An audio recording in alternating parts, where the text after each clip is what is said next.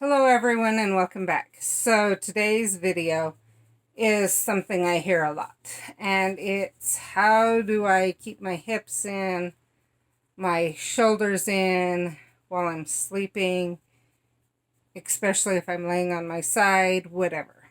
How do I not move as much, stuff like that. Well, my suggestion, and this came from my PT actually, he asked me if I was doing it. And I had actually heard it years before when I was in massage therapy school. And they had told me it was important too. So that was before we knew about EDS even. So this is helpful for everyone. But a body pillow. So what you do is you put it between your knees. And if you do it right, you can actually hug it too. I found that in hugging the pillow, it holds it puts some more support for the shoulder joints when you're on your side. And so there's not as much pressure. You're less likely to wake up in trouble. The pillow between the knees helps keep the legs in proper alignment to the hips so that you don't pop those out.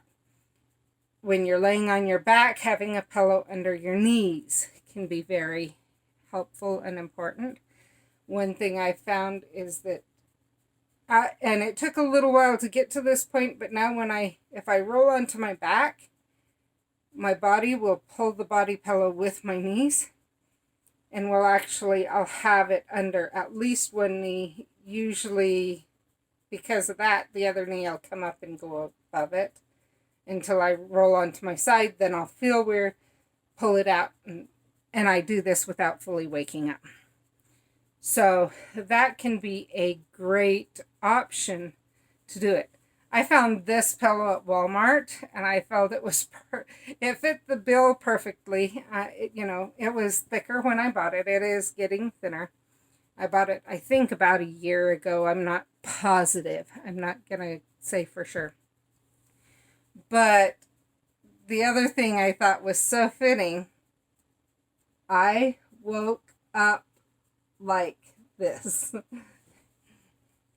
I thought that was so perfect for people with EDS. Especially because, yes, you're doing something that can help. Problem is, you can do everything right to prevent a dislocation, and you may still dislocate. So, you never know. It could be rolling over wrong, whatever, the works. Some people on one of my channels were complaining. They're like, I went to bed fine and I woke up in major pain, and I just kind of had to laugh because it's only been a few weeks ago. My daughter helped at the shop like she usually does. She went to work for her grandma like she usually does, no problem. Came home on a Saturday. Everything's fine. She woke up Sunday and her wrist was hurting. And she had me feel it later on Sunday because it was still hurting. And it was inflamed and hot to the touch. It wasn't red, but it was inflamed and hot to the touch. And every time I even touched it, she was jumping like crazy. She went to the PT the next day. Everything was in place. He sent her to the doctor. The doctor did x-rays. Nothing was broken. She had obviously dislocated and relocated her wrist in her sleep. Just the way it happens, in her sleep. There, no rhyme or reason or anything else, nothing out of the ordinary. It just happened. And she's wearing a brace. It's been getting better, but you've got to be aware it's going to happen with EDS.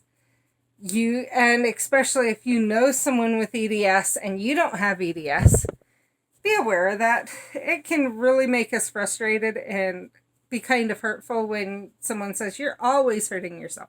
How do you hurt yourself in your sleep? How do you hurt yourself doing this or that? Remember, it's not mental, it's physical. We don't have a say in it. Thanks, and I'll see you in the next video. Bye.